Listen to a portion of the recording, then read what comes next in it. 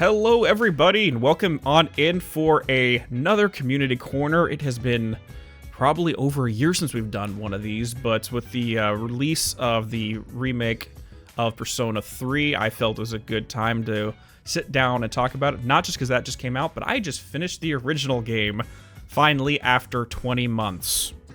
It has been 20 months since I posted that initial reaction, or my initial reaction to it. And here we are, finally finishing it because I have no free time. Anyway, so I'm here joined today with Generally Break, friend of the channel who does a lot of Persona content himself. So I'm going to turn it over to you and let you talk about what you do. Yeah, I'm been around here like pretty much since Max Darrett first shouted you out. So I think as soon as I checked out your channel, I was like, this is exactly what I like in a YouTube channel. Like, this guy is totally on my wavelength. So been around the community more or less since then. I think as soon as you announced the Discord, I jumped right on it, and lots of cool people there. Anyone listening that isn't on it, you might want to take it out. But yeah, I'm more or less because of you. I was inspired to start doing like stuff vaguely in the line of what you do, like with Persona videos mostly. Like, I've got an hour-long video that's like an analysis, like a breakdown of Carl Jung's psychology, like through the lens of Persona. And since then, I've got about 3 other Persona videos and like a trailer analysis of Persona 3 Reload, which turned out pretty accurate, which feels pretty good. But otherwise, I've got like more videos just like going deeper dives into aspects of Jungian psychology through the lens of Persona and how they're presented in the games. And he goes much deeper than I do, so if you want a better deep dive, go over there. I'm going to go ahead and put the link to his channel down in the description of this video for all of you. But yeah, so the Reload came out. I have not played it yet because it, again, took me 20 months to get through I think I played the FES version right off the bat. And what came out of that? Is there something additional? Was there anything changes that you noticed? Let's see. Like, it's mostly an expansion. They were actually very faithful to the old ones, which is good. If they weren't, I would be here in a much worse mood. It's like there's a lot of points in Persona 3 where it's like you can tell they were kind of running low on time on things. Like Tartarus, more or less, each block is a color swap of the previous block. Oh, really? They just did a texture change, or not? I mean, the original, like the original, like. Oh, gotcha. Where it's just like the same place, but now it's yellow. It's like in Reload, like each one is very different. Like the first block looks like a school. Oh, legit? Okay. Yeah, it's like, and then like the second one has like this biological thing to it. Like, it's all purple. It's like. Instead of like the blocky rooms and hallways, like it's all like these curved walls. Like, there's faces on, like giant faces on all the walls now, and like each block has a very unique art style. Like so like you could tell they had a lot more time to put into these things versus the original, where it's like you could tell they were kind of cutting corners. Like, gotcha. In your opinion, because I know we talked about it briefly while I was going over the first game, but the names of the blocks, do they have any kind of correlation to the scheming and the theming they changed it to? I am not certain yet, honestly. Like, there's a lot of discussion about what the names mean. Like, some people think it might be related to like Kabbalah. So it's like, maybe it's like they're not like exactly copied out of like Kabbalistic text, so it's a little hard to say whether it's like slightly change the names references or not. Like, I feel like it's probably something like that. Like, Persona 5 does something very similar, where they're a little closer to the original names. Okay, yeah, because like the only one that stood out to me off the top of my head was I think the top layer, which is Adama. The top block, and that name immediately popped out to me. I think I DM'd you on Discord right away as soon as I got to that point. Yeah. Because it's basically the breaked word that means the red earth or the red soil, and contextually speaking, it's from Genesis 2, chapter 2, where it's the red earth that the first man was molded out of. So it's like the raw material that man was formed from. Yeah, it's like that raises some really interesting questions. Like, visually in the new one, it's it's like they're like these huge, like pure white rooms, where it's like you look up and like you can't even see the ceiling, even though you're going up through progressive floors somehow. Like very interesting, like visuals there. Like I'm not quite sure if they're trying to reach for something with that. Like very striking visuals. Yeah, like I couldn't say one way or another, and like I'd have to sit down and really dive deep and do some research on it. But real quick, just let me interject. I'm gonna put a notification at the start of this, but in case anyone hears it, yes, there's gonna be a lot of birds in the background. I'm gonna try what I can do in post production to limit that, but yeah, I'm just letting you know, it's really can't do much about it. They're excited. They want to be part of the show. Oh yeah. But yeah, hi there, Zier. Hi there, sweetheart. Yeah, they get very excited around this time of day. Understood. But I think there was one block I did not go to, and that's for beating the Reaper. So what was the name of that one again? Monad. Oh yeah, because I think I made a comment about Monad being like the Pleroma in the Gnostic face, Kether, and stuff like that. It's where we get the name Monado from in Xenoblade. Yeah. For example. So yeah, it makes perfect sense. Yeah, and they actually massively changed how Monad works in the new one. So how's it going? Now it's actually as you just travel through, just these doors into Monad open up. Oh, that's way more convenient. And there's unique bosses behind each of them. You explore a new floor, and you'll just detect a Monad door there. And if you leave, it's gone. Like, you have to go through that door before you leave the floor, or else you just don't get the rewards behind. Like, that's where most of the crafting rewards are. And at the end of each block, after you beat, like, the boss shadow for the block, there's a permanent Monad door that has basically a few super bosses behind it. And there's, like, new documents behind those. See, that's the thing I love.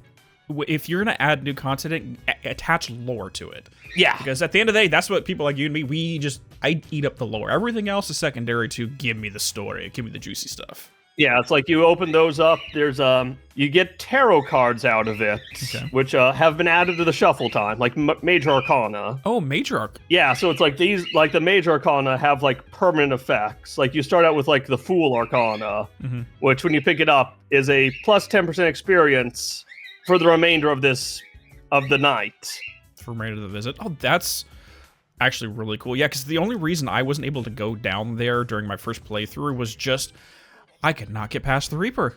I don't know what it is. I was like level 85, 86 at the time, and he would just wipe me. He is a tough fight. Yeah, there's like you could use the Halal and Satan combo to one-shot him. That's like the one easy way to do it. Other than that, you can beat him with either Odin or Scotty if you get their abilities that have 1% shock or freeze effect. Yeah, I think I tried that one when you mentioned it, but my characters were too slow, so he would break out of it before I got a chance to. Yeah, it's like weird. It's like you have to like let your party split up so that they start the fight with him, and then join the fight afterward to have like an advantageous turn order. So you have teammates that go after you.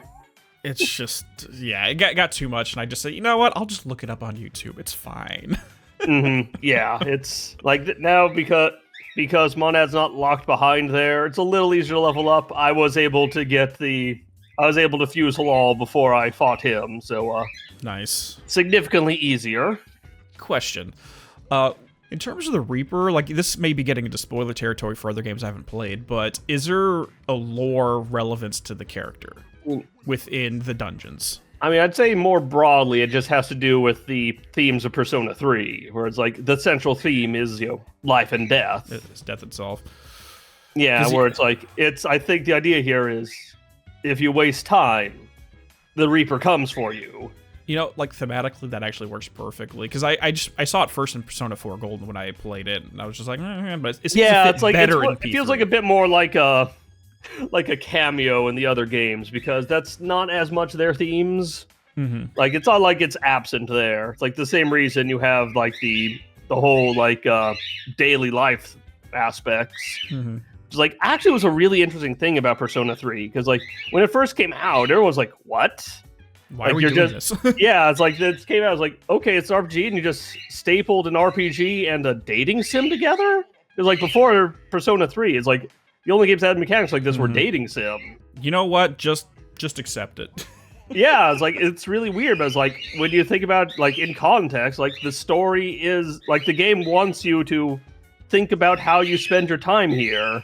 So it's like it's a perfect mechanical fit. It's telling you to don't waste a moment, make every day count. So it's like the mechanics are a perfect fit. It also has like other benefits from like a pacing perspective, like a lot of games you play where it feels like you're a rookie adventurer, and then a week later you are the strongest person to ever live, because like there's not really any sense of time progression in most RPGs. Yeah. Whereas here, it's like you've got a calendar ticking you along, so it feels like a more natural progression. And that's honestly, like, I never even thought about it that way, but it seems like 4, and I haven't played 5 yet, but it seems 5 does the same thing, is they took a lot out of the Persona 3 structure. Now, in 3, it was done with a thematic reason for, and the rest is just like, well, people like that format, so let's just keep with it. A bit, yeah. It's like, you can very much tell, like, Persona 3 was thinking about how do we reflect these themes in our games. Yeah. 4 and 5 were a bit more that, this gameplay worked really well. So let's just do that again. Yeah, it's like, I don't think it detracts from the games, but you can see why 3 was where they came from. Like, why? Because, like, Persona 1 and 2 are much closer to traditional RPGs. No, 100%. I still plan to play those after I finish up SMT3. Yeah, they're great games, but yeah, they're much more what you would typically expect when you hear a game's an RPG. 100%. And I'm just trying to think, because I know that one of the other things that Persona 3 started was the Arcana system. And well, I'm trying... What do you mean by system, I guess? I mean, okay, I haven't played 1 and 2, so I don't know if Arcana makes a position there. I'm thinking more like, not just the social links, but more using the Arcana as thematics for the characters and the narrative progression. It's there in 1 and 2 to an extent. Okay. It is. There are, like, the personas are still attached to an Arcana, and like each person has their native persona, and like each character has different affinities for each Arcana. Okay, never mind then. So there are still things there. They're not as deeply explored as in 3 onward, where it's not like there's a very clear understanding of what each Arcana means and like how it's reflected in each character's personality. Gotcha. So yeah, so it's there, but not as forefront then. Yeah, it's like Persona 1 in particular has so many ideas that it only explores a little bit because there are just so many of them. It's like you could almost say the rest of the series is like elaborating on Persona 1's ideas. Question, because like I've heard this within the last couple weeks, but due to the success of Reload, I heard a rumor that they're considering giving the Persona 1 the same treatment. I would love to see it if they do. I'd be very curious how they approach it, since like Persona 1 and 2 are so different from 3 onward. No, 100%. It just... I think they realize they have a hit with Reload. Like, I think, 5 is really what put it on the map, from what I gather, and then Reload kind of brought it to a completely new audience as well. So it seems like Atlas is like, okay, let's ride the Persona train now. Yeah, 3 was very beloved, but in more of a cult classic way. Yeah. Not a lot of people really tried it out. The people who did generally really loved it. And then like 4 was quite a bit more well-known than 3 and still loved. And then like 5 kind of really broke into the mainstream, where it's like, has huge numbers. Like, I think series-wide, they say they have, like, 7 million sales. Holy crap. And that came out, what, 5-6 years ago? I don't remember. 2016? 2016? Okay, so 8 years ago. Jeez. But yeah, it's like, that is including things like the spin-off, so yeah, factor that. I gotcha. I'm happy for them, though. Like, it's always really cool to see these lesser-known gems get thrust forth into the main consciousness. And as a Remedy fan, I can speak from experience on that one. Oh yeah, it's like, yeah, they said that Persona 3 Reload is the fastest selling Atlas game ever. So that's a real good sign. Like, 100%. The actual, like the core theme, like the core team, like the guys behind 3, 4, and 5 are actually working on a different game right now. Like Reload seemed more like it was like training up like a second studio just in how to use their technology. So they're like, rather than ask you to make a new game, like let's remake a well-received game Yep. on our modern technology and see how that goes. And they did very good. I've been watching several playthroughs of it. I think I've jumped into some of your streams on occasion. Yeah, it looks great. Like, I honestly may replay it in my free time just for the fun of it, to be 100% honest. Yeah, I was putting in like 12-hour days playing it and having a blast the whole while. It looks fantastic. Yeah, it's surprisingly lightweight, all things considered. Like, I was running it at a 200% render scale, which basically means I was like basically rendering it at 5K, and it's like locked 60 FPS. So I was like, that's nice. It's freaking crazy. It's a nice thing about when you have this more like stylized art style. Oh yeah, you can get away with a lot more than the photorealistic. Like compared to like Alan Wake 2 looks great, but in a way that's very difficult to render. Yeah, where it's like you could tell like on the console versions they had to make some real concessions. Oh, 100%. And the thing is, I played it on PS5, so I know exactly what you mean. Yeah, it's like if you like look at it on like a 4080 or a 4090 on PC, it is insane. There's like not another game that compares to it at this point. Yeah, I'm working off a 30. Even those right can't now. like have it at like a lock 60 because it's so extreme. It's like Persona 3 looks fantastic in a totally different way. And the thing is, I've noticed too, in terms of art styles, I know we're getting a little bit off topic. Like, the thing I love about art styles is if you have more stylized, it seems to age better than if you try to go with the photorealistic. Yeah, it's like because like Alan Wake 1, I think looks great, but like if you compare it to 1 to 2. You can tell there's a huge gap in there. I mean, like, there's that point in time where, oh my god, Ocarina of Time was the best thing ever. You can't beat this. You know what I mean? Yeah. When I was a kid. Yeah, it's like something like Wind Waker now is definitely seen as having held up a lot better than Ocarina of Time did. Just because. It's not even to say that Ocarina of Time held up that poorly. Oh no, not at all. And we have so many options for the remasters and AI upscaling and stuff like that. So it's fine. It's things like AI upscaling are gonna be really interesting for remasters. Where it's like you can very quickly generate like these higher quality textures, which are still hit or miss.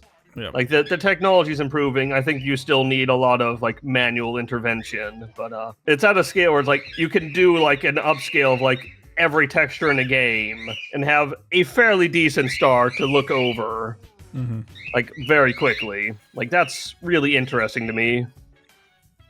It's nuts. I can't wait to see what we can do in the future. I mean, just like I'm going to guess at some point emulators are going to just have a button you click to AI upscale all textures automatically. In some cases, okay, we're getting really off topic because the whole thing here is Persona 3. But the thing is I noticed with that is when the Chrono Cross remaster came out, and I put some mods on it, one for some frame rate issues and one for the upscaling, and I noticed that a lot of the colors started smudging as a result of the upscale, and it actually looked better without it.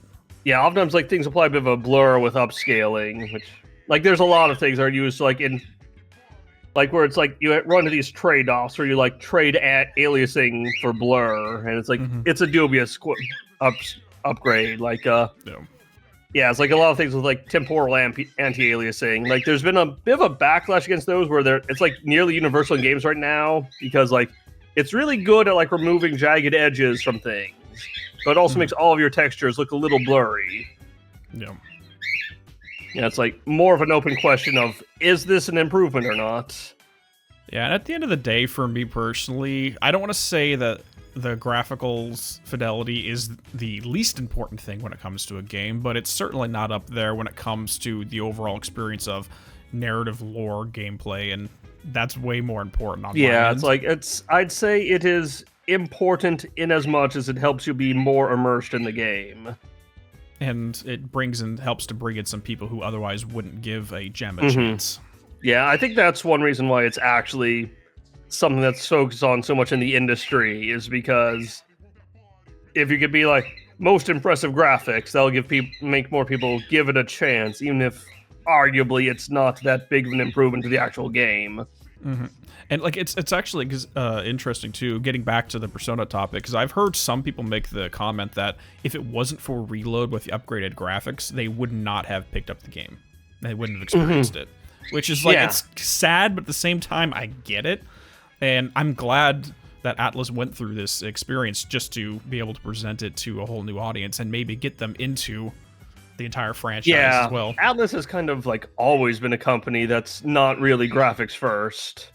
Yeah. It's like the Persona games in general are kind of their deviation from that, where they're at least more focused on the quality of the presentation. And the style of it all. Yeah, it's like 5 especially, where you could tell they went really all in on having a very clear style, very like smooth menu transitions, all those sorts of things. And you see how well 5 did. I can't wait to get started on that. Oh gosh. By the way, it is a great game. So you told me, okay, just for anyone who's listening, maybe after the fact, I don't know anything about the characters or the plot of the game. I do know there is a 1 or 2 specific social links that are crucial to do first because it helps do the other ones better. Mm-hmm. And I'll talk to you when I get ready to stream that. Just so I Remind you know what they are. like, you don't even have to tell me which character it is. Just tell me which Arcana it is, and I'll take it from there. Yeah, Temperance and Fortune. That's Temperance and Fortune. Everyone who's played Persona 5 is probably listening along and nodding. They're like, yes, do this first, 100%. Yeah. And that's probably the only recommendations and advice I'm going to get through the entire playthrough. Fortune's the most important one, but Temperance unlocks a bit earlier. Okay. Sounds good to me. Yeah, because like, it was the same thing when I was playing P4G, when it came to Nanako's social link. And the ones where you have, and Adachi's as well, where you have, I think that's his name. The ones where you have like a time limit. Limited time, when you have time limits on it, and stuff like that are not necessarily obvious. Yeah, they don't tell you that, and honestly, if they told you why there's a time limit, it's kind of spoiler territory. Mm-hmm. Yeah, it's So, I get it. Yeah, it's like Sun has a time limit in 5. It's a bit like you're actually given a fair amount of warning about it. Okay. Good. Because like the guy actually like texts you saying, by the way, I'm not going to be available after da-da-da for reason that makes perfect sense in light of character and game events. Oh my gosh, just imagine if the Dying Man social link had a time limit in 3. Yeah, that would, like, thematically, that would probably work better from a timeline and a pacing perspective, but it'd make it even sadder. Yeah, it's like, that one is already, like, such a... Yeah, it's like, on the bright side, you always advance that one. Yeah. But, yeah, that one... Yeah, Reload voice acts every social link now. I saw that, and I don't even want to get to the last few links with him just because of that. Yeah, it's like, after each one, I was like, I'm glad I can't do this again for a week. I need to go lay down, put a warm towel on my head, and... get some therapy. Yeah, it's... But, like, that's something that I actually really appreciated about... I feel like a pink alligator now. Oh, gosh. No, don't. Don't. No, but that's something I really appreciate about all of Persona 3's social links that I've seen. I haven't seen the Femc's ones. I saw Junpei's Femc link, but not the other ones. Mm-hmm. But what I kind of appreciate was how it's all tied into the exact same overarching theme of the narrative. Yeah. In one form or another. Yeah, they did a really good job of that, where some arguably less than others, like Sun is so on point. But yeah, it's like pretty much all of them you see echoes of it. Like, everyone's an orphan. Everyone's an orphan. Like, friggin' everyone. But I mean, even stuff like the old couple link, for example, it's less to do with experiencing that themselves. It's more to do with the aftermath and how you cope and deal and reconcile a loss. Yeah. Rather than I'm the one experiencing the loss. Yeah, it's like how they move on from losing their son. It's like, oh. And like they're such lovely people. Yep. And then you have Kazushi, freaking Kaz's link, which is less to do with that, but it's more of a psychological death, so to speak. It's well, if I don't do this, then I'm, one, cutting off a part of what makes me me, but also it's my cousin is going to be cut off from what could happen with him too. So it's the death guard type of death. Yeah, it's like more of the internalized psychological. Yeah, where it's on the one hand, it's like, Kaz, you're a fool. Stop this. It's like, cut this. Like, I'm sure if you talk to your cousin, he'd understand.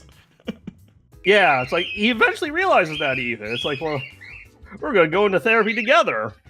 Yeah, like, that's fine. Yeah, it's like that's actually a really good way to approach it. Look, if anything, it works better because it's one of those things. Like, it's easy to tell someone they should do something, like go to physical therapy, dude. But it's more effective if it's coming from someone who's also either A, going through the same thing, or B, has gone through the same thing and has come out the other side. Mm-hmm. And that's something that I, going on a mild tangent, find the difference between some forms of helping another person versus the medicine man archetype, which I refer to, which is the one who has gone into the Shadowlands, experienced everything, come back, and then can then pass it on to someone. But it's through the context of, I've already done this. I know how it works, so I can guide you through it. Right, yeah. Which I think Kaz's social link works through that perfectly. Yeah, it's like, I too need to ruin my legs so I can help you out. Like, I mean, it worked out for the best, but not in the way that the characters or we really thought at the start, which is... Mm-hmm. It's also kind of hilarious. It's like he was like the star of the track team, and then the main character joins, and like after the first track meet, Kaz has like ruined his leg trying to keep up. Well, you tripped him, right? I mean, it's your fault. That's how we got in first place that time. So it seems like they kind of settled on the track team being the canon. Right, yeah, because in the original there was a track, kendo, and swimming, I think, and like knee injury.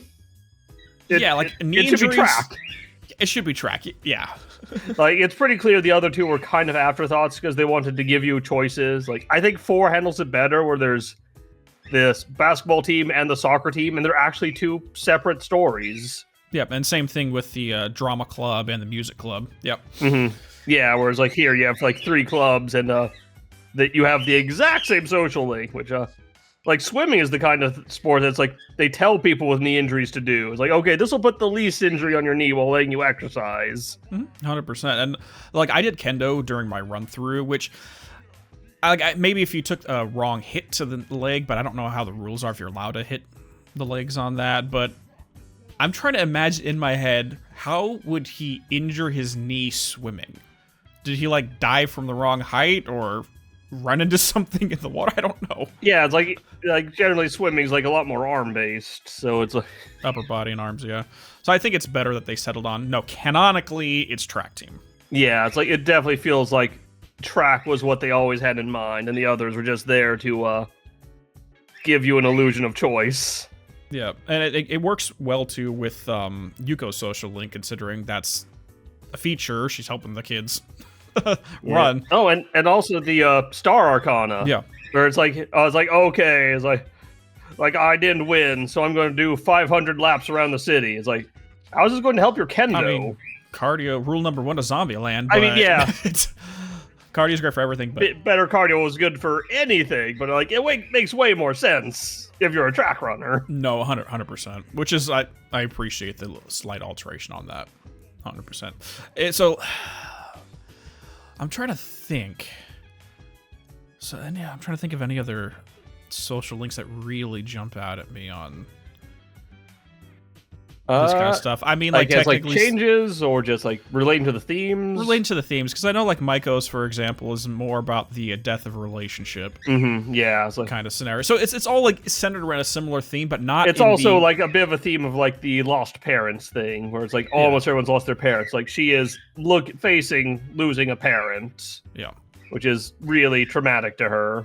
Like the Moon Arcana, Gourmet King, where it's like like how he is dealing with the death of his brother in very unhealthy ways. 100%. I mean, he ends up making the best out of it, moving on. It seems like after everything was said and done, he went on to have a very productive career. Yeah. But I like how the game is very clear that like the food thing is a coping mechanism. It's like his way. Like he talks about how thinking about the past always makes him hungry. It's like that's not hunger. That's something. That's you pursuing a pleasure as a way to forget pain. Yeah, it's more of the stroking the what's the term? I forgot what the term is, where you do something to soothe yourself. Oh, through something. There's a psychological term for it. I forgot what it was though. But yeah, it's a coping mechanism. Yeah. But he ends up converting that coping mechanism into something productive for him in the future. Yeah, it's like he finds a way to turn into something that was useful. Which, hey, if you need it, and might as well make it useful at the same time. Yeah, where it does seem like from then on, he stops eating because he's sad about his brother and guilty. Yeah. And like he eats because he loves food. Mm-hmm. Like much healthier. Because like you could tell a lot of times like he is not enjoying his like actually it's like the last time is like he takes you out to a ramen place. He's like, I never noticed how good this is.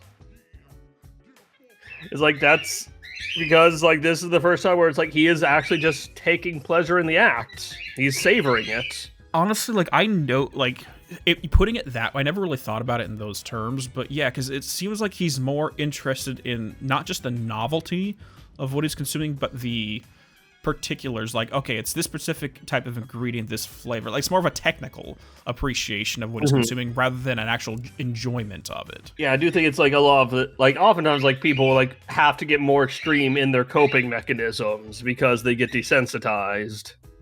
I mean, like this is a tangent, but I can kind of empathize with that perspective just because right out of high school, I went off and started studying music. That was what I was going to do originally, was I was studying theory and composition and all that fun stuff. But after 2 semesters, I had to stop studying music because everything became mathematical. And I lost any and all enjoyment for the actual act of performing. So, and like, I don't know if I'm projecting a little bit onto him. Yeah, I've heard of that, where it's like, it's difficult to actually have like the balance, where it's like you see both the technical aspects, but still hold on to the emotional aspects. Yeah, and I didn't want to lose the emotional aspect of my love for music, so I said, okay, I have to stop studying this. Yeah, it's like if you... Like, I feel like that's partly an education thing. Like, I think our education systems are very bad at maintaining that balance.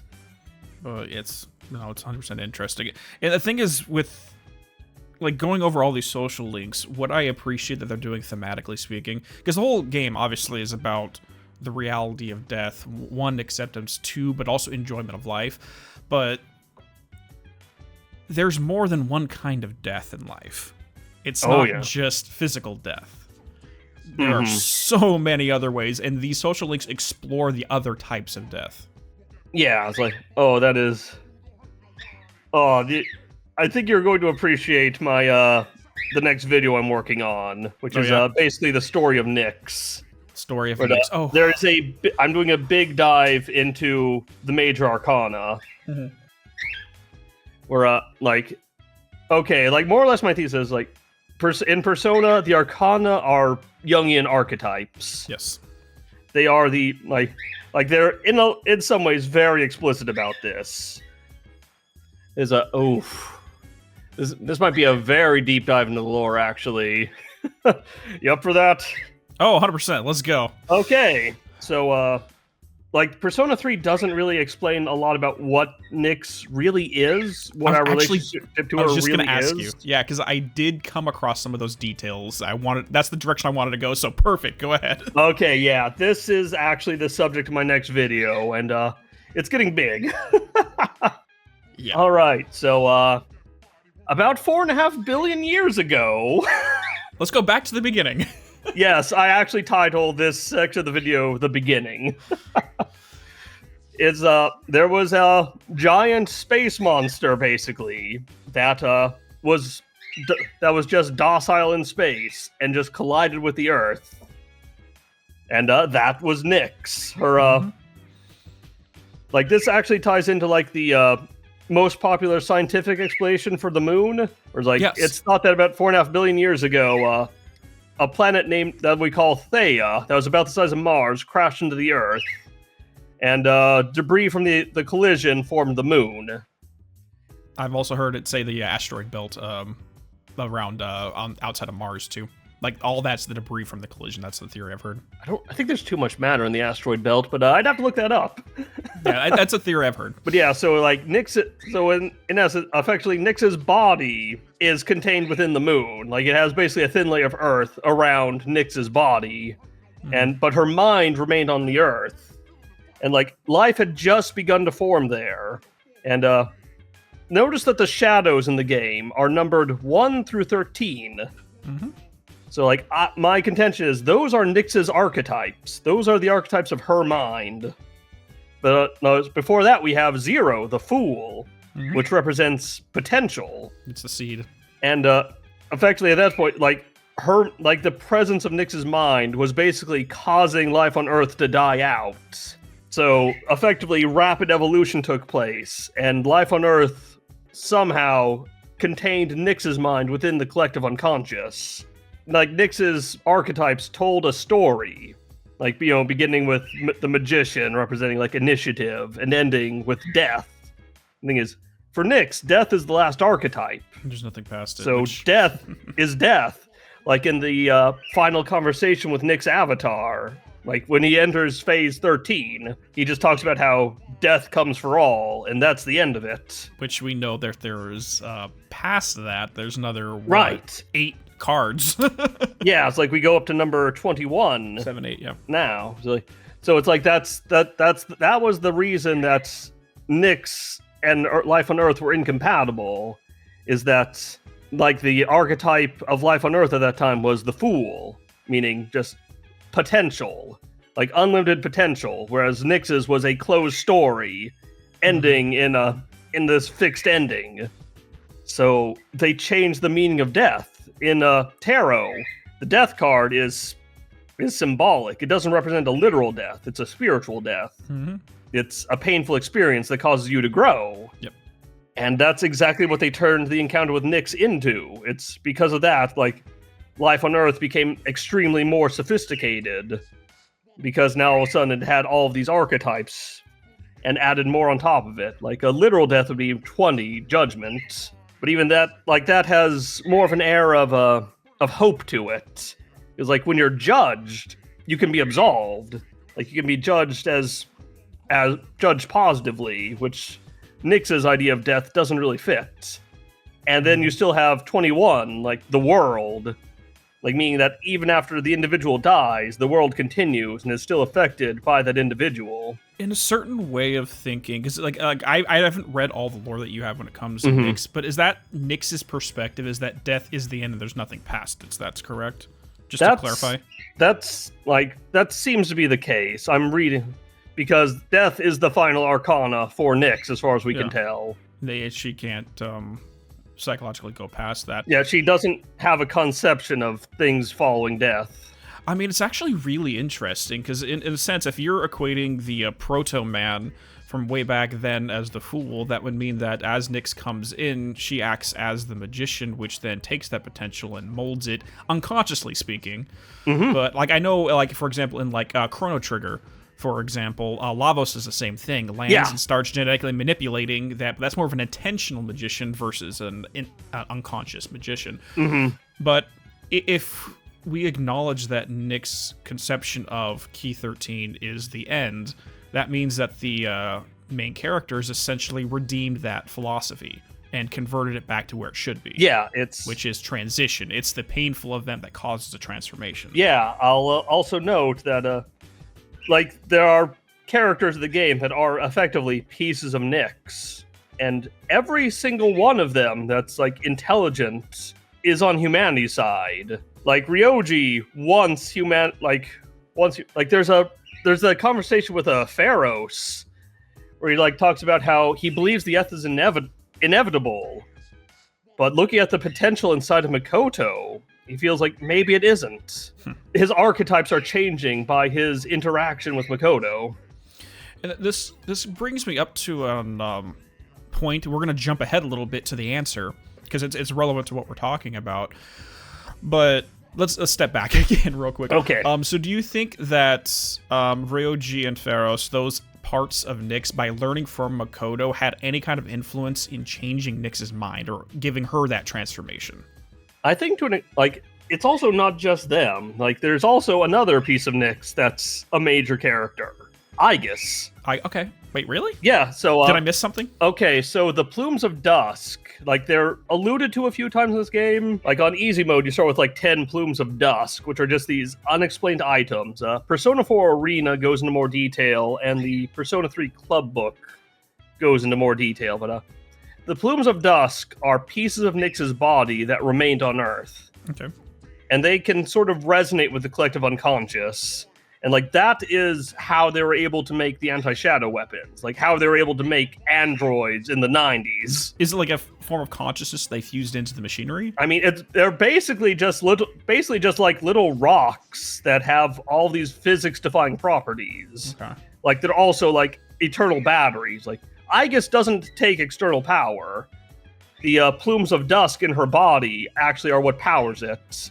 And they're also, like, the source of her personality. Like, the computer systems she has are relatively rudimentary. Like, that's what allows, like Ikutsuki to take control of her with that remote control. Mm-hmm. It's like, that's effectively, her mind is no longer in control there. It's like the machine-mind interface just got overridden. Interesting. But yeah, she is in fact a piece of Nyx. And, like, it's interesting that her arcana is not one of the standard arcana. She is the Aeon. Yeah. Okay, that's something that's always confused me, because I keep saying Aeon, but I never see Judgment. Are they essentially the same thing? Yes, Are they conflating the two? Well, they are in the Thoth deck by Aleister Crowley. Oh, that's what they call it? It's kind of like the... Arcana 20, rather than Judgment, is Aeon, which relates to his religion of Thelma. Gotcha, they're going off for that. That, like, views time as being organized into these periods of several thousand years. Copy. Effectively, where the gods shift, which is very interesting. Like, that seems to suggest that there's this archetype that's beginning to spawn within the collective unconscious from the pieces of Nyx that still survive, where they are building this new archetype of how a god changes. Which is interesting. So, this brings up my question regarding the answer, because the whole purpose that I gathered from it was that it was less to do that Nyx of her own free will kind of went down and started the drama of the main story, but it was more that the a beast made from the collective minds of humanity kind of went in there and corrupted her in a certain way. I mean, am I getting that right? There's a few things going on, really. It's because we all contain fragments of Nyx's mind, those are the shadows within us. Like, those instinctively want to fuse with Nyx. Like, that's largely what's going on in Persona 3. But on top of that, there are people who've given up on life. They lose their ability to contain those fragments of Nyx. Those are the people who fall to apathy syndrome. But there's also people who actively want the end, who haven't just lost their will to live, but actively seek death. Yeah, we got that. Like, we see that we see that in Strega. We see that in Ikutsuki. Like, we see that in the Nyx cult. And those people together represent Erebus. Like, that is the people on the earth who want it all to be over, who don't just lose their will to live, but actively want an end to come, that are calling to Nyx as well. Like, that's something that I've been thinking about, like the intro, the first of Persona Awakening up on the rooftop of Orpheus becoming Thanatos, is because that's a similar thing, is that call towards that oblivion. From in that sense, can we interpret that scene as Makoto's true persona being taken over by the Thanatos urge, and it's that constant conflict between the desire for the end versus the desire to reclaim? I think that's definitely a possibility. There's a few ways I think you can read that. Like, one I've been considering, actually, is that was Pharos awakening at the same time that Makoto did. It wouldn't surprise me. Because, because Pharos was there before when we signed the contract, right? Yeah, but I mean, he, effectively having, a persona awakening in a similar way. Because Pharos is the 13th of the big shadows. He is the Death Arcana sealed within him. And his instinct is to merge with all the other ones to effectively get all of the Arcana so that you can have a complete mind to awaken Nyx. And so it's he encounters one of the archetypes he needs in order to reconstruct that mind, and he just activates Thanatos and basically devours it. No, 100%. And we see that later too when Ryoji shows, this is my form, and it turns into Thanatos. This is what I am. So that helps to further tag into that too. Yeah, so it's both of those make some amount of sense. it's very unclear because Makoto is like half blank slate. Like, it's a weird thing in the later Persona games where like all the main characters are sort of meant to be like these silent self-insert protagonists, but they also have kind of these defined personalities. So it's like very hard to describe how much is like his specific personality. Kind of like Chad and Arakami for sure. Yeah, or it's like they're both like just these blank slate protagonists, but it's like you could tell they have very different personalities. Like Makoto is this huge introvert, and like Yu is clearly very extroverted. No, 100%. And like, I think that's part of like the whole idea too. Because with frickin' Makoto, I would imagine like, okay, let's take a step back. 20 months ago, I released my first 2 hours video making a hypothesis about what the themes of the story were going to be. And I kind of got a little bit right, a little bit wrong, but I think what I'm going to settle on is Makoto, after his parents' deaths, has that apathetic opinion towards life in general, and over the course of the narrative is rekindling, to quote the certain poets, lust for life. I think I agree with that, yeah. It's not as well illustrated as it could be, I think partly because of the silent protagonist thing. But yeah, it's like he seems very withdrawn, especially when you first see him, where he's just kind of just walking along, not talking to anybody, just listening to music. But over the time, you form all of these deep relationships with all these different people. That opens the world up to you. Yeah. Like you pick up all these clubs where it's like it's kind of hard to imagine the same guy was in a bunch of clubs at his old school. Oh no! I can almost imagine not. I mean, anybody that goes through a trauma, you're gonna have that period of withdrawal and shut down. You shut everything else out, and it feels like he put himself into that perfect position where it might have just been his experience. It might have been Ryoji's merging with him. It might have been just thematic similarities, but it seems like he kind of wholly accepted that apathetic thing that Nyx was being summoned for. But it shows like that's how we start with him, is what Nyx is at the very end. Yeah, it's like in this game, like when he was like 7 years old, both his parents died in a fiery car wreck while he was in the car. It's like, whew, that's gonna take a while to heal. It's perfectly understandable, but if I'd have to look at this, I'd have to do deeper research into this, but what's your opinion? Now, if Nyx thinks that Key 13 death is the end, and Makoto starts at that point, is Makoto's journey throughout the narrative continuing on 14 through 21? I mean, to an extent, certainly. It's in a way, yeah. Not like I'm thinking about more. It's like it's sort of like it's like. Because, like, it does seem, like, for several characters, like, they seem to view, like, these death events as just the end. It's like, because, like, Makoto is such an undefined character in some ways, it's really hard to pinpoint. But, in comparison, look at, like, Ken. Yeah. Where it's like, his mother died 2 years ago. And, like, at this point, like, he views his life as over. He is here to get revenge and then die. That is how he views life now. And it's like, he is... But it's like, Shinji joins the team because he wants to protect Ken. Like, he wanted nothing to do with this. He's so... Because for him, like, he is so wrecked by guilt because he feels responsible for this death that he's effectively killing himself. Like, straight up. I think they made this more explicit in Reload. That's like, the persona suppression drugs do a number on your body. Like, nobody who does them has more than a few years to live.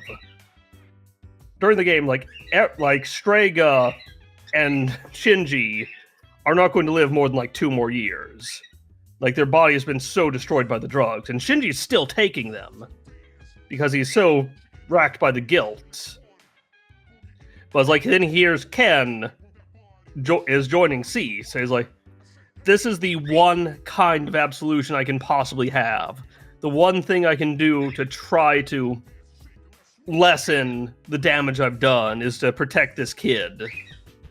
And, like, it's through that he's able to, like, revitalize Ken's view of the world. Like, he willingly dies effectively to pull Ken out of that. And this actually brings us back to the point I was going to make. Actually, it seems like the theme happens twice. But would you consider Shinji's effect on Ken to be his world key 21? Oh, absolutely, yeah. Lingering... What am I looking for? What's the word I'm looking for? It's very common, and I can't think of it. Legacy. Legacy, yeah. It's like oh, jeez. There is I think that's it. Like they added in Reload, they added like new story elements for all the characters. Yeah. Where they gave basically every party member like 2 hobbies and like about 5 just like episodes that are like the episodes probably are like larger than the average social link just in terms of how much stuff happens in them. And they add like all these side things where you just hang out with people, where you like read sci-fi books with Fuka. Mm-hmm. As like Shinji, one of them was gardening. As like on the last one of his gardening, he has this line where he's just like talking about how like even if someone disappears, maybe they can still leave something behind. Whereas like when you know that he knows he isn't going to live more than a few more years. Like, this is sort of redeeming him. Like, he was kind of consigned to just sit around and just wait to die from the drugs. Yeah. And it's just like his time with Cease, he's going to think, I can still have some sort of legacy even if I don't have long. No, it's like with Shinji, it's like there's nothing he can do to save Ken's mother at this point, but he could still save Ken, and he'd do anything to do that. And he does. He absolutely does. And this brings me back around, like, this exact same thing to the answer. Because it feels like if we're going off of the thought train of Makoto starting at Key 13, starting in the place of Nyx, and then moving towards that judgment and moving towards the world, it could be argued that what he ultimately does during that final scene is the world is saved because of his world, his experience with that card, his legacy that's left behind. Even though, yes, the judgment's passed, he dies, but what's left behind within the world card is everything keeps on going. Yeah, it's like he maintains the world at the cost of his individual life. In which is like perfect representation if we go on the theory that, hey, he continues past where Nyx could not get past. And finally concludes the 22 card cycle. And it feels like a lot of what happened within that story of the answer was that after the quote-unquote judgment, none of the other members of C's knew what he left behind. Yeah, so they were none willing of them to undo really it. Understood what had happened. So they were willing to undo it all. I mean, not all or of at least them. some people. Yeah, it's like, okay, Yukari and Mitsuru was. Like, okay, Yukari and Mitsuru are a fascinating pair, honestly. So it's like Yukari's relationship with death was her father died 10 years ago. And that was horribly traumatic for her. It's like, it also wrecked her relationship with her mother, who was her mother was also traumatized by it. She sort of copes with it by basically just trying to replace him. Yeah. So she's like frantically like running effectively between boyfriends, trying to replace what she lost there. Yeah. And it's not working. Yeah. And like Yukari sees that as just a betrayal of her father. So like it breaks that relationship too. As like Yukari's just going on, it's like trying to figure out how to like carry on for her father. And Mitsuru's relationship with death is that she wants nothing more than to keep her father alive. Like, you can tell how powerful that bond of love is between them. Like, Mitsuru is the first human we know of to ever awaken to a persona, and she does that when a shadow attacks her father. It's like, for her, everything she's doing, everything with Cease, all of that is to keep her father safe. And she knows that what her family did caused Yukari's father to die. So she feels this endless, like this eternal debt to Yukari, in particular, where she fully, like, she takes on the blame for what her family did on herself. She feels all that guilt, and like Yukari, she sees as like the victim, like the single greatest victim, which also makes it so like beautiful. Like when Mitsuru's father dies, like it's Yukari that has to be the one to comfort her. Like it creates such a powerful bond between them, where it's like, in the answer, it's like Mitsuru, I don't think really believes they should do this. But she feels so indebted to Yukari that she will go with whatever Yukari thinks is right. Whereas, like, I don't know, like Akihiko had almost an opposite reaction, because, like, for him, it's like he has to honor Shinji's death, so he's going to do anything he can to carry that forward. And same with Ken. So that's why they form that pair, and Mitsuru, like, they form the pair that wants to just leave, honor Makoto's death, whatever he was trying to accomplish, even if they don't understand it. They have to believe that was for a good reason. And Mitsuru and Yukari can't let that go. Like, it's a really fascinating, it really fits all of the characters really well. Like, a lot, I don't know, like, people give the answer a hard time. In some ways, like, it's probably too much dungeon crawl. Yeah, I think gameplay-wise, I for full transparency, everyone, I never finished. I got past the first 2 doors and said, you know what, I'm watching this on YouTube. I don't have the time for it. Yeah, but I streamed it basically on fast forward through almost the entire thing. But narratively speaking, I think it really sums up the themes of the main game in a nice little bow. Because if we're having the entire story about the understanding, acceptance, and transformation through death archetypes, you have to acknowledge the legacy of a person's life at the same time. And without understanding what that person left behind through their legacy, you can't really accept their death. And the characters are experiencing this, or at least Yukari being the central focus of this experience. Once she realizes what Makoto left behind through his legacy, she can accept his death just like that. Mm-hmm. Yeah. I love the idea of the abyss of time. Like, that's a very different take on some of the ideas that are in 3. It's like, so it's like trauma.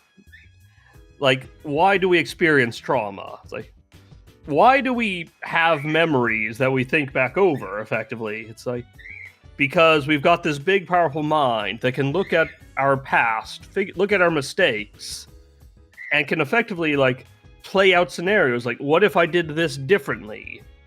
Could things have come out better?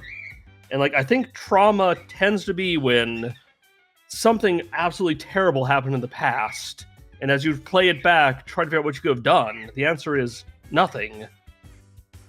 And when that happens, you effectively, it just keeps playing on loop. You keep trying new things, and, like, there isn't an answer there. And, like, that's what trauma is being trapped in that moment over and over again, sort of reliving it, and just never being able to move past it because there isn't an answer. I mean, it's almost as if you're trying to manufacture false realities in your head where this trauma didn't occur. As if you're God and you have the power to do that. Well, I mean, it's so that when something similar in the future happens, you know what to do. So, like, it makes sense. But the thing is, sometimes the answer is there's nothing you could have done. And that can be very hard to accept. I mean, like, taking this into the realm of symbols, I mean, there's a reason why serpents play a huge role in the collective unconscious of humanity as a whole. I mean, it's one of the biggest dangers when you're just walking around there, boom, bite. But the trauma of that experience gets translated into our literature, where you say, okay, let's avoid the snakes, because that's dangerous. A bite, you're dead, with Proto-Man, you know what I'm talking about? And over time, we kind of associated this image into our literature, which I think Nyx did the exact same thing, where she kind of, that extreme situation of the cataclysm when she impacted Earth gets translated into the narrative and the stories of Nyx and entities like that. Oh yeah, like, absolutely. Like, there's actually a bit in the club book that talks about this idea. like, there's basically several layers of the seal, like the seal on Nyx. The first one is our instinctive fear of death. If Nyx gets out, we die. So it's like it's an opposing force that's containing Nyx within us. Like all of those archetypes that came from Nyx. But humans can go against their instincts. Yeah. Which means we are fairly unique in how easily we can lose those fragments of Nyx, which is why the fall only became a possibility once humans came around. Interesting. And like in the club book, Ikutsuki talks about this, where he says that the thing that we did to stabilize that was myths. Okay, this is my translation. Humanity unconsciously created conceptual beings in opposition to Nyx and strengthened our psyche. Simply put, it's what we would call a myth. Most of them depict good gods who defeat evil gods and prevent the destruction of the world, right? The existence of these so-called gods stabilized the repression in the unconscious, strengthening the seal around Nyx. So it's like that's how Persona 3 imagines it, is like the myths we form are sort of our way of containing that.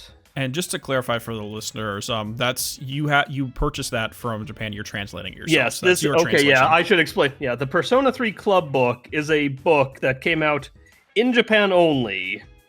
That has about a 20-page segment toward the the whole thing is basically just a Persona 3 fan book. It's got character bios, lots of fan art, all sorts of things. The last 20 or so pages are basically a Q&A where they answer a bunch of the questions from Persona 3 that aren't answered. And these are pretty much just not a thing in English. After extensive searching, I found one website that translated like 4 pages of this out of like 20. So I am personally translating them now.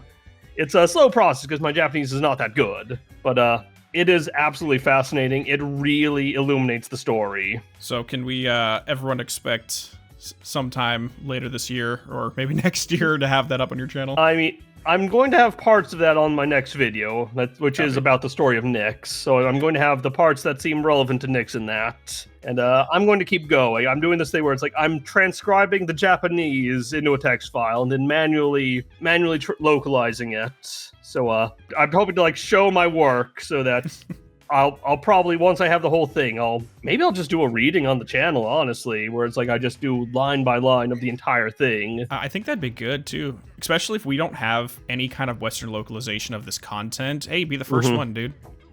Yeah, there's like break the news. One Tumblr blog I found that has a few of them translated, and that is all I could find. As far as I can tell, nobody outside of Japan has this. Very cool. It's also, like, it's a very complex process. So, like, oftentimes there's, like, these words that, like, it uses these very obscure words that have these very subtle meanings, right? Like, there's one line where Kutsuki says, many people live their lives with this really obscure word that's, like, made from literally means, like something submerged. I'm like, what? Underwater. I pull up, like, just, like, the kanji in it are submerged and like. So it's, like something underwater. It's like, you live your life like underwater? What? So it's more of a philosophical, you'd have to, okay. So I look into a bunch of Japanese dictionaries and like, I can't find this word in them. Like, I eventually find it in a Chinese dictionary, or it's like, is this wrong? But where like basically means like having like latent potential. Okay. So I was like, okay. As like I use a few machine translators, which come out to something vaguely similar. It's like, so I was like, I localized that as living lives of unrealized potential. Like, this is talking about people who are prone to apathy syndrome. It's like, that makes a lot of sense. Okay. Well, if you're using that, okay. That's actually a really interesting translation, because essentially what that word means is the inverted fool. Yeah, I was like, and Persona 3 is like imagery, like the menu screen is like Makoto upside down underwater. Yeah. I'll also note that like that's like the opening of Kingdom Hearts. Same. Yep. 100%. Yeah, it's like, huh? So it's like someone in the West like wouldn't have this context recognition of like saying that something's underwater as meaning it has unrealized potential. I like that. Like that's linguistically that's very distinctive. See, this is why just etymology for one fascinates me, but learning context from other languages too, because there's words in other languages that we really have it's very complicated to explain, like we just talked about. And like, for example, like Sanskrit. In Sanskrit, or in English, we have like 1 or 2 words representing love, but in Sanskrit, there's like 29 of them. And they all have subtle contextual differences between them. Yeah, it's like Greek famously has like 4 or 5, I think. Yeah.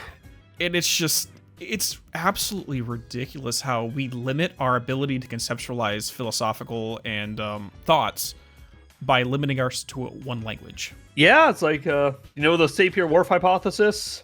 No, go ahead.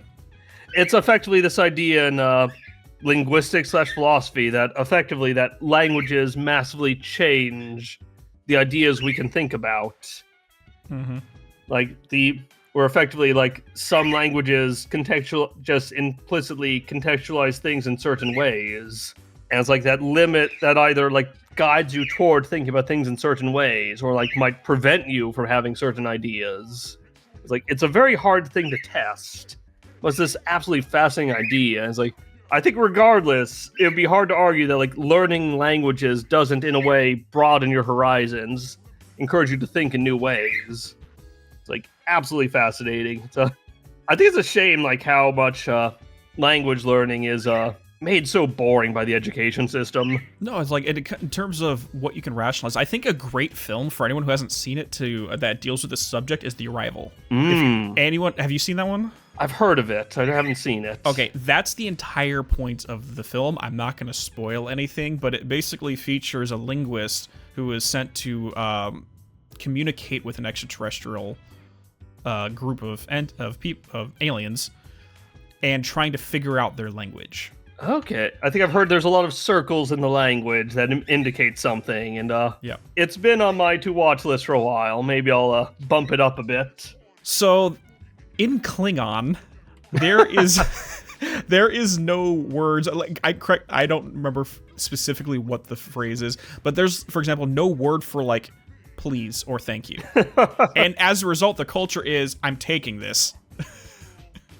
If you get my meaning, it's like their entire worldview is predicated upon the fact that there is no word for thank you for this or please can I have this. Right. And they're a warfaring civilization. So yeah, exactly. Same thing.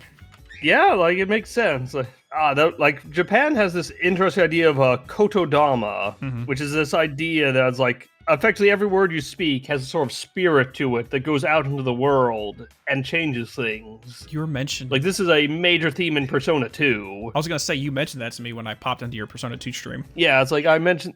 Like this is in one of my videos too. I think it's the Cognitive Realms video where it's like Persona 2 is largely about rumors, and rumors are coming true. That's an idea in Persona 1, but like 2, it's like a central idea in it, where it's like effectively the world is going terrible because people keep talking about all these terrible things and focusing on them. It's like in Japanese, they have this very strong idea that you should be very careful what you talk about because of that. Like, I might be off here. Like, you go to a wedding in Japan, like, you have an opening, and then, like, during the wedding, you're not supposed to talk about endings at all. Like, you don't talk about things ending. You don't talk about things being cut, because in Japanese culture, symbolically, there is a string that ties together lovers. So you can't talk about cutting, because that would be like an attack on the marriage. Yeah. And then at the end, they have another beginning. Like, they have another opening as the conclusion of the wedding, because you can't talk about endings. So they begin the wedding, and then they begin their married life, and everyone leaves. That's really interesting. Like, it's a very interesting attention to language. Yeah, that's an interesting, that right there is just an idea that could be an entire hour lecture on its own about how our language filters into our culture and our personalities. Oh yeah. Like, it's such a heavy topic, and I wish that professors did more to impress upon students why it's so important. Yeah, it's like you take like language courses in high school, and it's here's how you say where's the library. It's like you just treat it all as like Clinically. Language, just this mundane thing. Oh no. As like that doesn't really impact us. It's like you just memorize the common phrases and now you can talk to people. That's so sterile, and it really misses the essence of language. I mean, like, no joke, like, just to do another random tangent, sorry for anyone who's here for Persona-only content. We were talking before the stream this morning about some of the research I'm doing on simulacrums. Now, I have been trying to find a word to define that covers that concept for a long time. I've intuitively understood the meaning behind it, but I haven't found a word that describes it. And then just randomly doing the Control Archivist series, I come across that, look it up, and so this is exactly what I've been trying to find. But if, like, we all understood the term to a greater degree, then we could recognize it more easily out there in the world. Oh, yeah. Like, if you don't understand concepts, you can't recognize it when it happens. Yeah, it's like it can be very powerful to be able to even just put a label on a concept just so you can sort of like demark what it is you're talking about. Or it's like oftentimes like, I have this idea, but it's like, I don't know how to words it. Yep. And that makes it very difficult to reason about. Exactly. But once you figure out the word, then you're like, okay, there we go. So, okay, homework for everybody. Myself, you, and any of the listeners included. All right. Alrighty, so once a day, grab your dictionary, open it to a random page, pick a random word, and learn it and internalize it. And you'll quickly find things you've never heard of before and new concepts. Homework time. Sorry, I apologize. I mean, the homework for this class is pretty ridiculous, but at least the tuition's reasonable. The tuition's reasonable? Yeah, no, I got you. This is the cost of internet, right? Okay. Today's word of the day is ailerophile. A what? Ailerophile. Which I actually did already know. That is a person who likes cats. Oh, okay. Well, then I am one of those then too. Yeah, fine. Her Majesty Zoe's actually, luckily, been leaving me alone this morning. I like cats in as far as they get along with birds. We actually had one growing up. We had 2 birds and the cat at the same time, and they were fine. Yeah, no, it's like I've got a friend who has like 9 birds and a cat, and they get along great. Like, I think as long as you just raise them together, it's kind of, you're good. Yeah, like oftentimes, as long as they just recognize that they're also part of the pack, things tend to be okay. And like some breeds are more prone to it than others. Like I have a hard time imagining like a ragdoll cat, like chasing down birds. I can't picture it. Like maybe I'm wrong. I mean, it's interesting. Like, weirdly enough, to get back to using this as an example for the theme you were talking about Nick saying human disobeying their instincts. I mean, when we raise cats and birds together, how would you reconcile them going against their natural instinct to be a predator and prey? I mean, like, it is always, like, humans, I think, have this to a higher degree. But, like, I think everything, like, we have, like, the instinctive level things. So, like, we do also have the personal, unconscious, and conscious minds that build on top of that foundation. And they can, to an extent, go against it. It's humans seem to have a much more sophisticated like those parts of the mind in humans seem to be much more sophisticated than other animals, so we're better at doing it. You're more able to like distance ourselves from our instincts than other animals, but I don't think it's a uniquely human trait. Like this is just me go off on a random woo-woo tinfoil hat type of thing, and I have no evidence to support any of this and no research going into it. It's just spitballing off the top of my head. If I'm wrong, correct me in the comments. Thank you.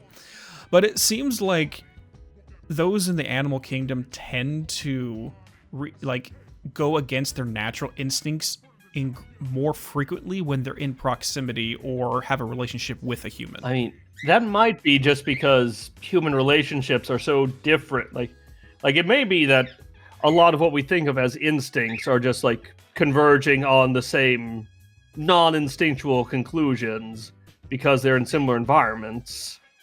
That's kind of hard to differentiate, like how much of this is like biologically built in versus they consistently just learn the same things because that's consistent in nature. Because like how I look at it, because like, let's be real, if you're talking about, let's just talk chakras for a second. The root one is going to be based upon fear at the end of the day. So a lot of our instincts are predicated as fear is the root emotion.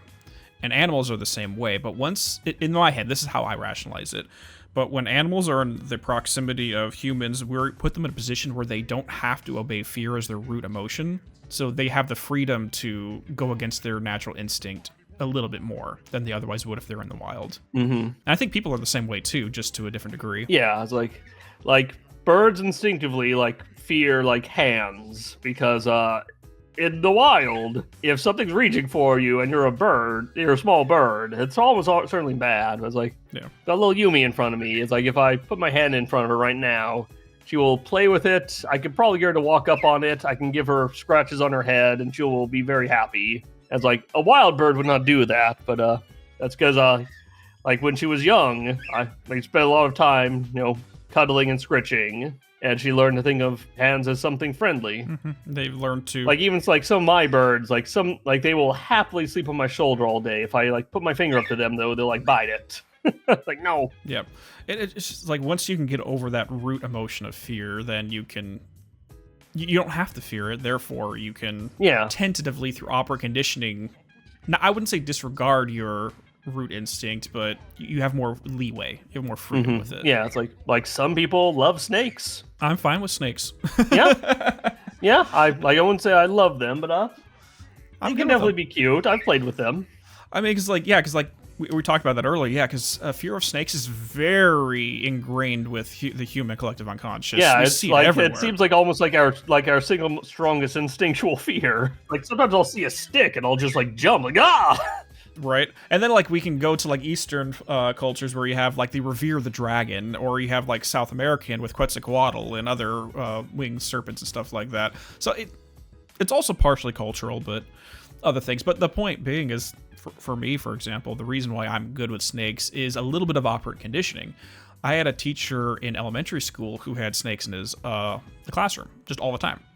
And he would frequently either take them out and just have them hanging out while he was teaching, or he'd occasionally pull them out and let the students we got used to it. Yeah. So that now that I was an adult, it's like, okay, yeah, whatever. Yeah, it's like, for the most part, you don't need to worry about snakes. Like if I'm out on a job site, for anyone who doesn't know, I work for a general contractor. So in some areas, if you're out there, there's going to be wild snakes out there, and you still want to be conscious of what's going on because they're not tamed. They'll just freak out and bite you because they're instinctual animals as well. So just keep an eye on it. But on a personal level, I'm fine with them. Mm-hmm. Past the don't jump at me and bite me. Yeah, for sure. I mean, I've been bit before. It's not the worst thing in the world as long as they're not venomous. But this brings up the conversation circling back around to Persona. If Akutsuki's position is that humanity, because we can reject our instincts, is the situation with the Nyx. I think that's what you said, just to clarify. Yeah, it's that humanity, more than other species, are able to go against our instincts. It's very rare for something like the survival instinct to be turned off in animals. Like, you can see certain types of extreme trauma can do that in animals too, but it's much more prone in humans. And that's why I was going to ask how we fit Koromaru into all of this. Oh, Koromaru. He's the best boy. I assume you know the story of Hachiko. Yes, I'm familiar with Hachiko. All right, we should probably tell it anyway for the benefit of the listeners. But so it's this story in Japan about a dog named Hachiko who was the pet dog of a priest and they'd always go on walks together every day. And one day the priest was, I think, hit by a car. Like he died. And Hachiko, every day for the rest of his life, like he was a well-known dog. I think this was in like Shibuya. Yes, it was in Shibuya. Yeah, where it's like a lot of people in the area knew Hachiko. And just like every day, Hachiko would go to meet up with the priest to go for his walk for years and years after the priest was dead. And like he became incredibly beloved, and it became this symbol of loyalty throughout Japan. Mm-hmm. Like there are statues of Hachiko in all sorts of places in Japan because he's seen as such a beautiful representation of loyalty. And Koromaru is very blatantly based on Hachiko. 100%. Oh yeah, there's no question about it. Like Koromaru was the pet dog of a priest at the shrine in Persona 3. And before the start of the story, that priest got hit by a car. And I think it's explicit even that Koromaru saw it. He knows. Yeah. Like, he knows fully that the priest is gone. But all the same, he feels like out of loyalty to the priest, he still like guards the shrine. He tries to go. He goes on walks like he would do with the priest. And he is best. Like again and again, it's how you cope with death. Yep. Koromaru maintains loyalty to the end, even through death. To the point where it's he fought a shadow, without the ability to summon a persona, because he didn't have an evoker. Like he just straight up just like kills a shadow Just because it was threatening the shrine. Maybe it's just me, but whenever we have the animal companion, it just gets me emotional as hell. Yeah, it's like I feel like in a way, I feel like Koromaru works better than the other like mascot characters because he is pure. Yeah, at the end of the day, he's still actually an animal. Yep. Like Persona 5's cat. Yeah, I know the name. Still more human than cat. Yeah, Morgana is more human than cat, really. And it's like Teddy is more human than bear. It's like Koromaru. He's just a dog. He is way too smart to be a dog. But other than that, he's totally a dog. He's totally a dog. Like he is.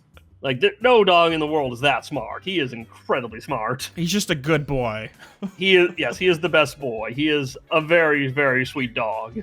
Oh, where was I going with this? I have no idea. It's just coming into rejecting, like... Yeah, it's like... The ability to summon Persona for the purpose of just an animal means that it has that relationship with instinct in a different way. Yeah, it's like the difference between, like, humans and animals is more... It's more of a difference of degree than kind. Yeah. Like, the cat in Aigis' story. Yes. That's depressing. Where it's like one time she goes out for a walk and gets lost and they take her home.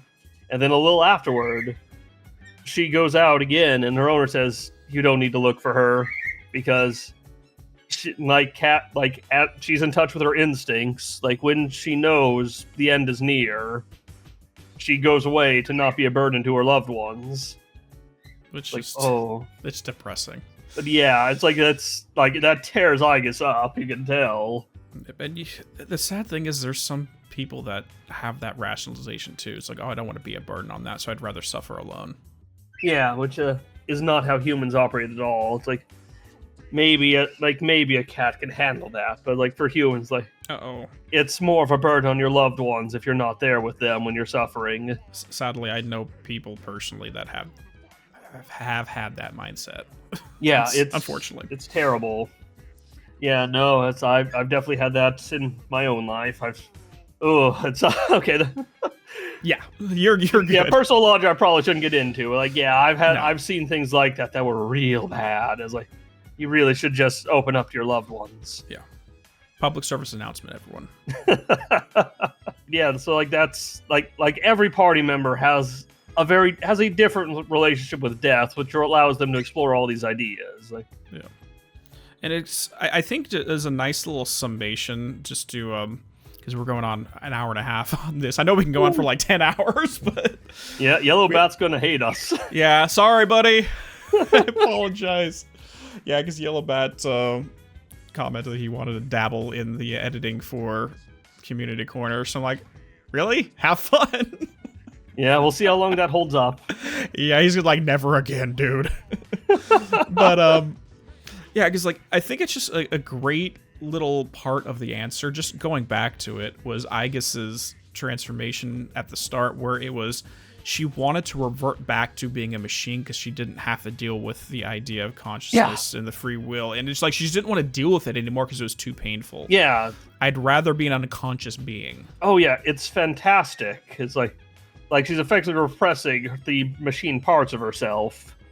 So it's moving forward and back between, do I become more human, or... When it's more like she was more of a piece of Nyx that hadn't fully integrated all of these different parts of her humanity, because, like, she's plugged into the collective unconscious, the same as all of us, but she lived life just do the things that the person with the remote control tells you to do, and that's life. It's like, as she grew, like, started allowing herself to experience these emotions. I mean, like, not to sidetrack over to another property, but it's kind of like the relationship between Xemnas and the other nobodies in Kingdom Hearts. Oh, yeah. Where at their inception, they're told, you have no emotion. All you are is this, that, and everything, and I will tell you what to do. I'll tell you what to think.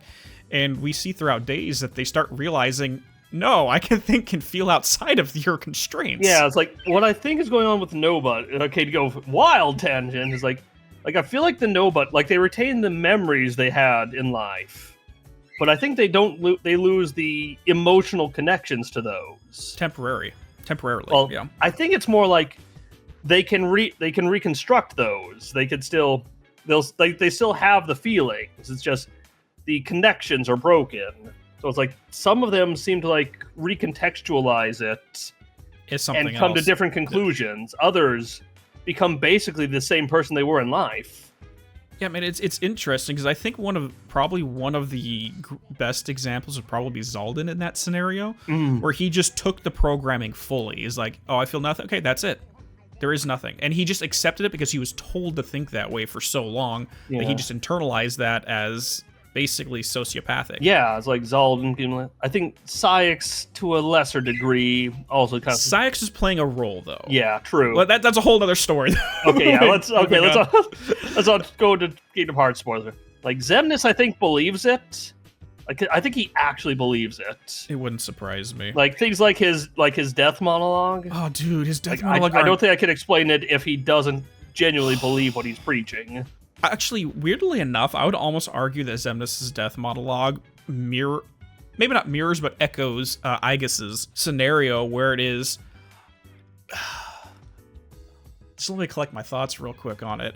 Because it really just it comes down to the strength to deal with the emotion itself as being above what is reasonable. Yeah. And you'd almost rather not feel, so you don't have to deal with it. With Aegis is kind of doing the same thing, where she did feel it, and now she doesn't want it anymore.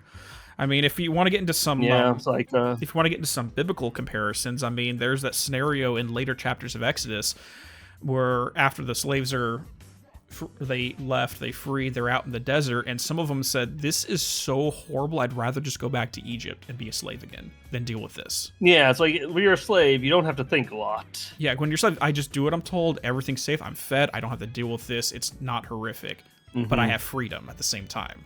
And same scenario. And Aegis feels like she's dealing with that, where she just wants to go back to be a robot and not think and not deal with consciousness. Yeah, and like, that's where Metis comes from. Metis is like she starts trying to repress parts of herself and like splits her personality effectively. Yeah. It's really fascinating to conclusion where it's like effectively her control systems get fried. Yeah. And it's like she's just continuing on. That's because like the Plume of Dusk is fine. It's the computer systems on top of it that got destroyed. Actually, that explains a lot, because I was wondering what happened there at the end. Because it's just like, what? Okay, so your brain exploded and you're still walking around. Like, what's going on here? Like, I think more or less that those computers like a sort of bootstrap basic personality there, and just as she experienced more things, the personality contained within the Plumes of Dusk expanded, and eventually by the end of the answer, it's like they handle everything. She doesn't need the computer parts that bootstrapped her, because she fully accepted that part of her existence, and I wouldn't say rejected how her body's manufactured, but it wasn't as relevant anymore. Like a big part of her social link is always like I want to hold people, but who wants to be held by this cold metal automaton? Well, we'll talk about Shulk about that, but whatever. Moving on. That worked out for the best though, but whatever.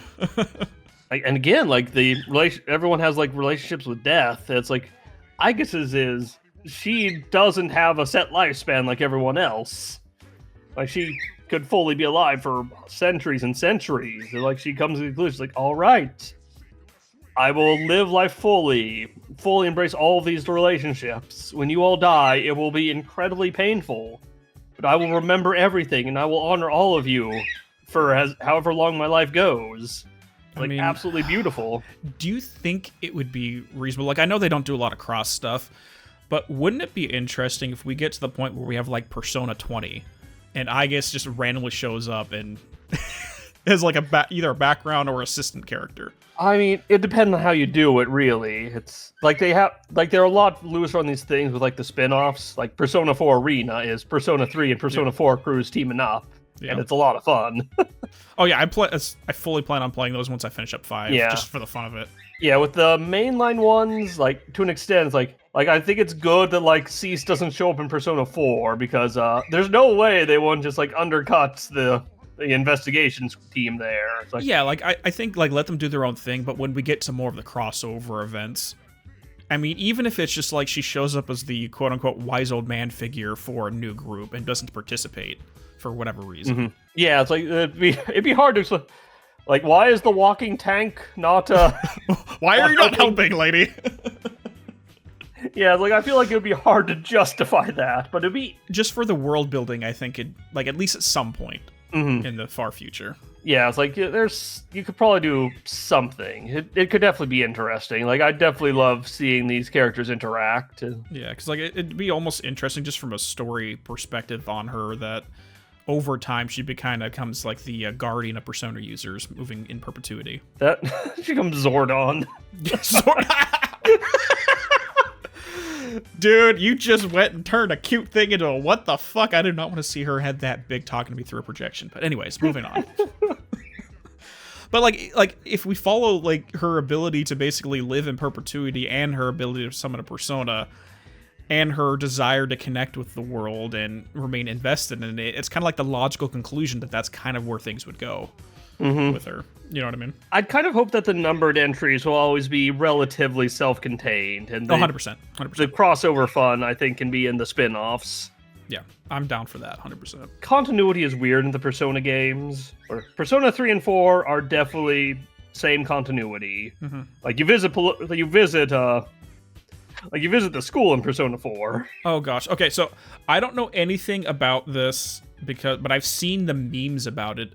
That one of the characters from P5 was one of the boys that Yuko was working with in the tracks training. Oh, have you heard of that theory?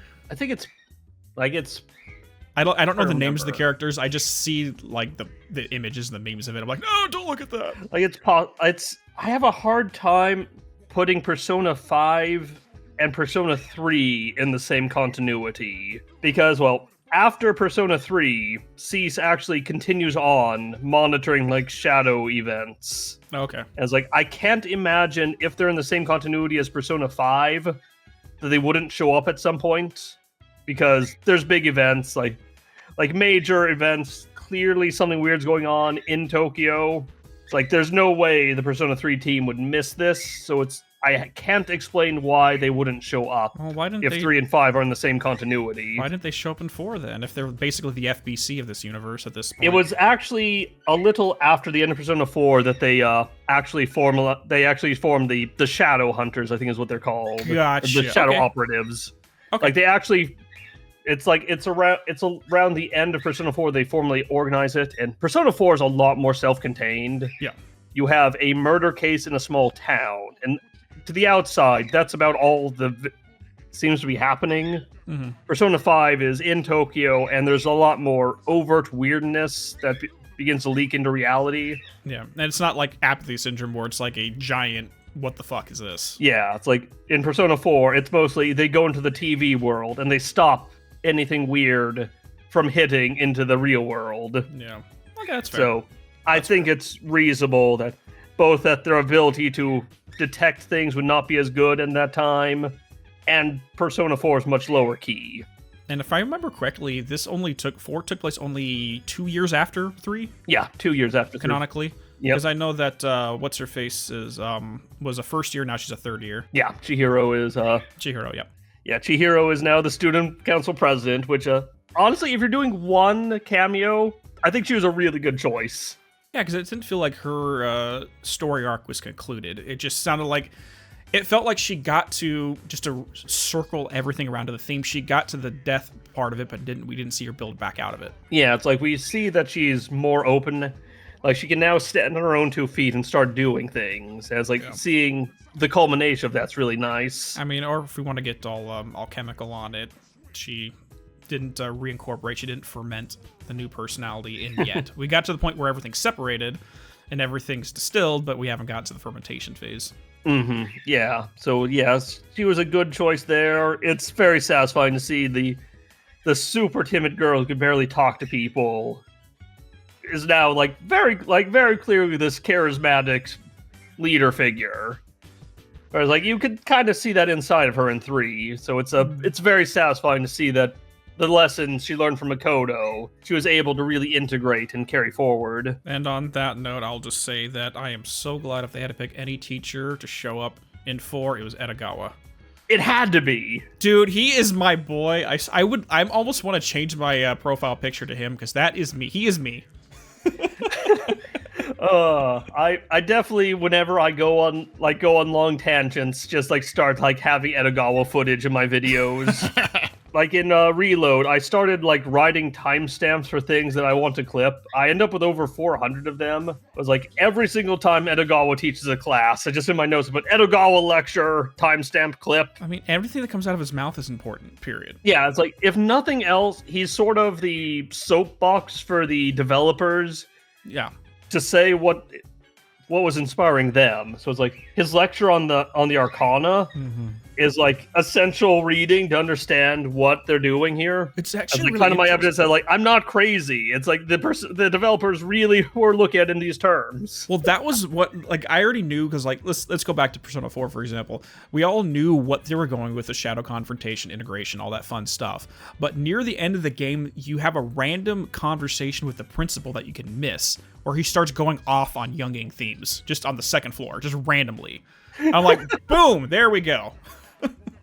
Yeah, there's a few parts where there's like, no, really, we get this. Like, yeah, it's intentional. It's not. Yeah, it's like you'd very much see the influence on those. Yeah, like, it's great. Like Alan Wake 2, we have an Agent Campbell and Agent Young, just out of nowhere. It's like, okay, we get it, guys. I mean, yeah, it's like Young is, I think, the first like real world thinker they reference. Like yeah. Before you even actually get into the house proper. Mm-hmm. Oh, I don't think they mention it. Well, there's a document. I think one of the documents before you even get to the elevator.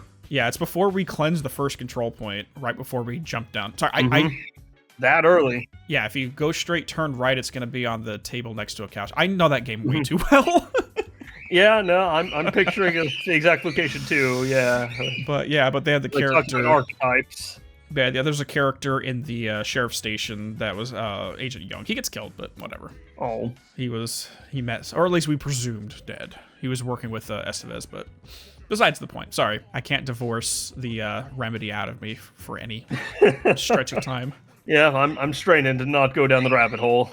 But yeah, so I think that's pretty much everything I have right now. I mean, there's dozens of hours of content we can talk about when it comes to not just this game, but Persona in general, which I fully plan, if you're down for it, to do another round once we've had a chance to more formally. Okay, there's one thing I think people might appreciate about Chidori's story.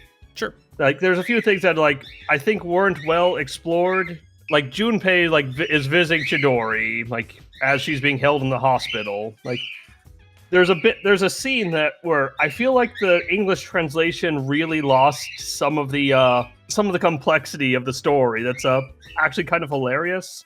Like, there's a bit where Junpei goes to the flower store, says he wants to get flowers for a girl, and when she asks about what kind, it's like, can we get some white ones? Mm-hmm. And there's no explanation for why she acts so confused here. But in Japan, like at a funeral, it is traditional to give white chrysanthemums, which has kind of expanded just white flowers in general. Yeah. So it's like at a funeral, you like they make these beautiful arrangements of like white flowers, like these like all these beautiful snow white designs that are very much associated with funerals in Japan. So Junpei's going up and just like she wears a lot of white. She probably likes white. Let's give her some white flower, and like to just say, I want to bring funeral flowers to a girl in the hospital. It's like basically you're like, you're gonna die. Yeah, hurry up and die already. It's like she's like That's wrong, which at the end of the day, it's actually good he did, because from my understanding is that she was sucking the life from the flowers to reinvigorate herself. It's like, it's explained, like, because in Fest, you have to encourage him to keep visiting Chidori. In Reload, they slightly changed it, where you buy the flowers and give them to them, and be like, go give these to Chidori! What are you doing, man? Yeah.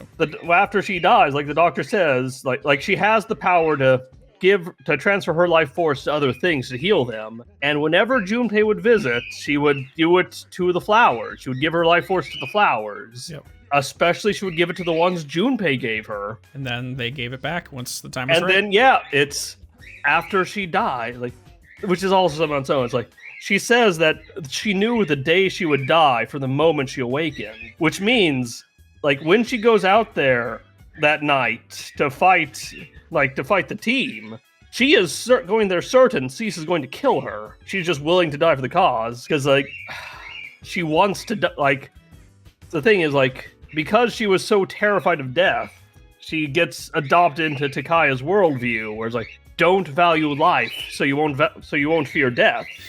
And then Junpei makes her love life again, which is why she gets so upset with him and tells him to stop coming back, because she's starting to fear the end that she knows is close, because she's enjoying life again. But anyway, so like it's like so it's like she goes there expecting to die, and like instead she thinks he's gonna kill her. Instead, Takaya shoots Junpei, and she understands, and suddenly it transforms her certain death, and like it gives it meaning to her. Okay, I'm willing to do that. Yeah, we can argue at that point in the narrative that if Junpei had not been going there consistently and reinvigorated her desire to live, right, she would have let him die, and then nothing would have happened. It's like to an extent, like it's like in Fest, like you can discourage Junpei from visiting, and like he doesn't go there and he stops going, giving her the flowers at that point in the story, and like she does still save him. So it's like at that point she was still attached enough to Junpei by then that she's willing to die for this. I would argue it's the same situation of having canonically the have a track team instead of kendo and swimming team. Then this one canonically he kept going. Okay, yeah, it's like it's definitely the intended ending is that he keeps going. Yeah. But like even in the what if of if he stops going, she's still willing to die for him. She still has come to love him that much. Has to happen for the narrative to progress, but yeah, also because she was fated to die that night. Dude, how messed up would it be if during Fest, if you did not encourage him, then Junpei just dies at that scene and never returns? Yeah, but then that after would be nuts. Whew. But after she dies there, like they have the autopsy, and then the doctor is just he takes all the white flowers that she had in her room and puts them on her, because that's what you do for the dead. Like that's the doctor's way of honoring her, and that's how her life forces return to her. So it's actually like not just at like an emotional level, but like mechanistically that encouraging Junpei is tied to her actually coming back to life. Makes sense. Like I love that level of detail. Well, you also have the symbolic change right there too, is because she did technically die, key 13, the death card, and then when she was resurrected, she literally the death of one aspect of herself and the birth of a new one. Absolutely, yeah. They transformed a literal death into a symbolic death. And so it's just beautiful on so many tiers of interpretation. Ooh, the story of Nyx is turning out way longer than I expected. Oh gosh, I know that feeling. That was me when I was doing the psyching episode. I was just like, oh boy, and I'm getting ready to go into Cassie's collection. So that's gonna be fun. I'm like, oh boy. Oh yeah, that's gonna be a big one. I'm gonna try not to make it an hour, but who knows? Who knows? I'll do as much as we need to and not skip any beats. Yeah, I think that's the way to do it.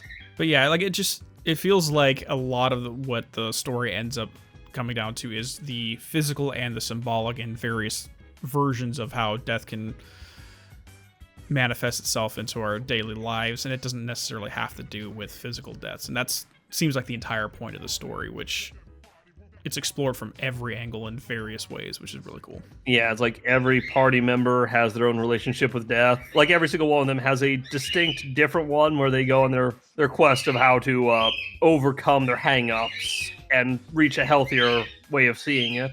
It's like most of the social links do something like that. Yeah, and it doesn't necessarily need to be physical. It can be psychological. It can be transformative. Yeah, oh no, I'm getting dragged back in. It's like Junpei, early on, it's just his realization, I'm not doing anything with my life. It's a memento mori. Yeah. I'm not doing anything. I only have so much time. I really need to start doing something with his life. And I'm sure a lot of us have hit that point in our lives where we're like, oh crap. Because you get to that point where you start projecting forward to the world card. Okay, what is that going to look like for me? And I have to start working towards that. Yeah, it's like anytime, just feel like there's something I want to be doing and I'm not. Like, I think that's honestly a big idea in Persona in general. Is like how, we've got these drives in us telling us to do things. Like, hey, I have this thing saying I really need to talk about Persona. Yep. I should go make a YouTube channel. I shouldn't just sit around feeling it. It is the kind of thing though.